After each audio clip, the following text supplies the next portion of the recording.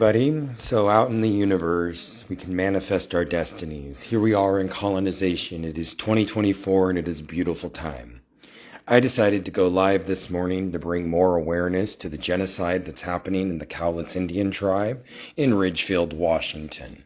The relationship with the Mohegans and the Cowlitz Indian tribe has caused cultural devastation over our people.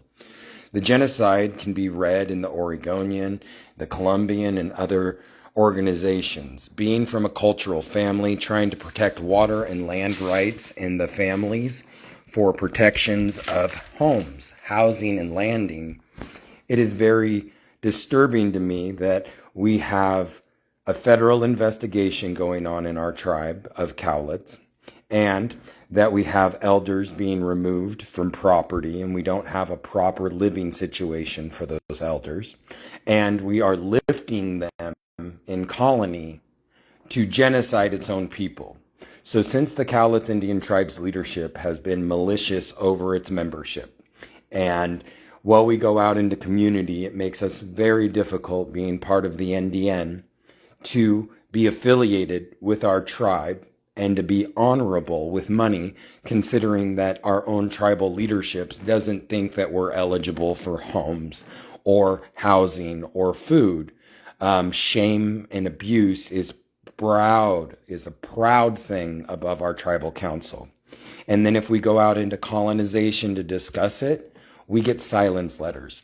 So after the Oregonian started creating a mini series of exploding information about our federal investigation, the Oregonian had to stop because of silencing letters. So I encourage the Oregonian to reach out to the tribal families of the Cowlitz Indian tribe. I've been emailing Coin6, 12, the Oregonian, Fox News for a long time to try to get them to retract and redact some of the information and to help colonization better understand that the Chehalis and other nations have overturned their entire councils. So we are at a point where we need colonization to lift the spirit of our abused Cowlitz members. We came from poverty, trailer parks, reservation to reservation in the NDN. A lot of our families are disbanded and dispossessed because of generational trauma and domestic violence, and they used fear and abuse patterns, and they've been doing this for the last 30 years. A big advantageous thing that I can say to colonization and why I do these videos. Please read the Oregonian news articles. Just Google the Cowlitz Indian tribe investigation, or the Cowlitz Indian tribe's news. My father and auntie went on the news when the casino before it was coming up.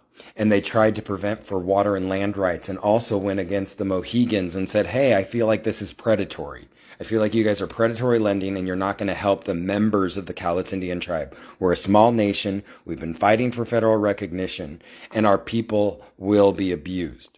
Well, that's what happened. As soon as the Mohegans became in a relationship with the tribe, it was just infighting, incestual infighting, denials of people. We've had so many members in our tribe come above our council and say they're suicidal, and they're dismissed and mocked and made fun of. So at the Cowlitz Indian tribe, if you go to a cultural event, you have to worry about them going above a council meeting later and abusing you in front of the entire nation. So these are the types of things that we have to bring into colonization, because our genocide is different.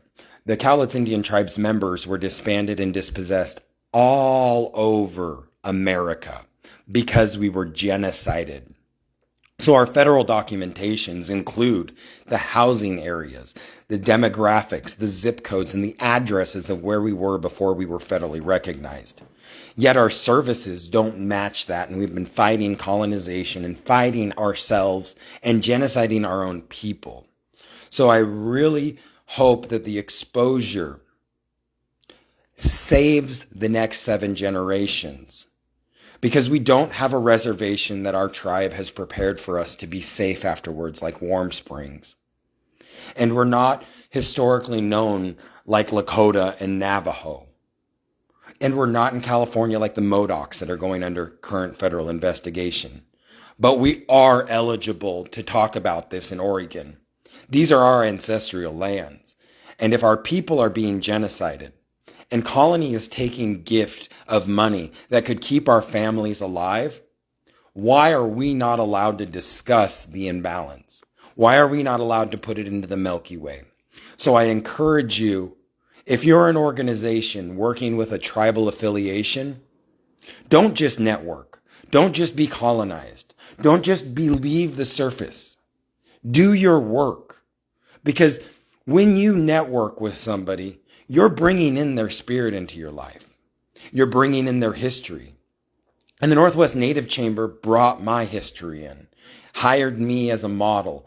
And when asking for corrections because of a name not correct on my check, or trying to speak with them about removing people from my tribe in a lifting manner because it impacts the generational trauma of our people.